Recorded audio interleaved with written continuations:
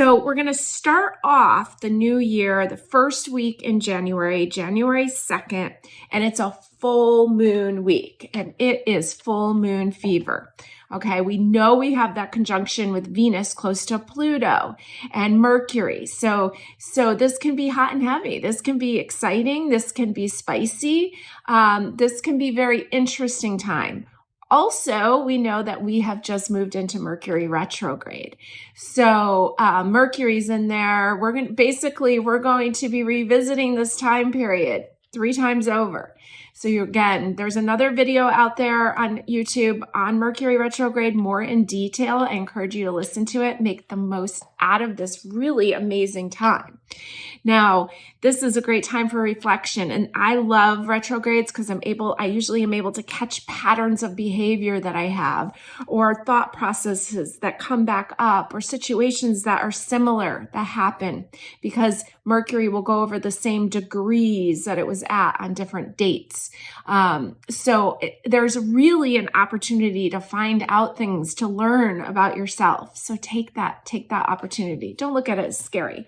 Look at it as a really cool opportunity for things to be revealed to you. Okay, so going into this first week, full moon in Cancer on the 6th, which is Friday.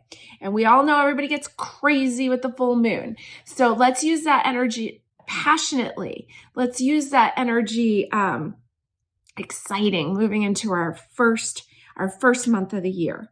So full Cancer moon, I pulled this Moonology card on it, and it says a personal issue reaches resolution, full moon in Cancer. Okay, now we know Cancer is a water sign. We know Cancer is the crab.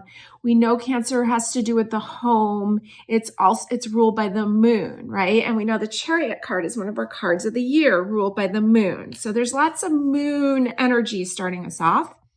And sometimes moon energy can make us a little moody. So be aware that moods are high, not just for yourself. Okay, so get your moon water out the first week. Something covered in a window. If it's warm enough outside, you could leave it outside, but a window's fine. Put it out at the beginning of the week so that it gets the moon rays, charge up your water, okay? I know maybe it sounds silly, but it doesn't hurt to try. And we've got this beautiful energy of the full Cancer moon in a bottle. We can drink it, right? We can nurture ourselves. And Cancer is all about nurturing and comforting and mothering. And so why not? Okay, so Monday the 2nd, bring on the intense change for the better, because we know that Pluto's mixed in there. We know that change is in the air.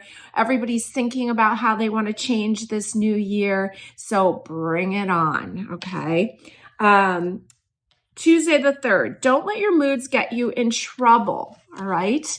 We know, let me just change my calendar date here. I'm looking at my astrology software. On the 3rd, well, we know that it's going to be moody. We're getting close to that full moon. The moon's going to have moved into Gemini by then. And Gemini can go a mile a minute. I'm a Gemini moon. You can tell I'm talk fast, move fast, mile a minute, Gemini moon. So, and that moon's going to get really close to the planet Mars. That's been in the sign of Gemini for what feels like forever now, but I think it's been like 6 months.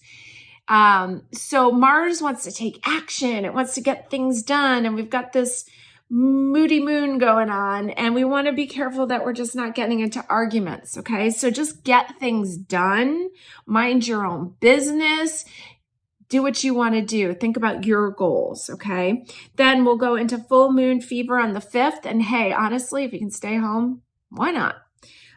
Full moon fever. Friday the 6th, go slow, bask in the moonlight. We know how bright that moon shines when it's full.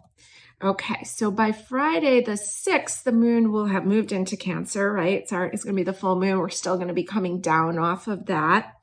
And then we're going to move into a Cancer to Leo weekend.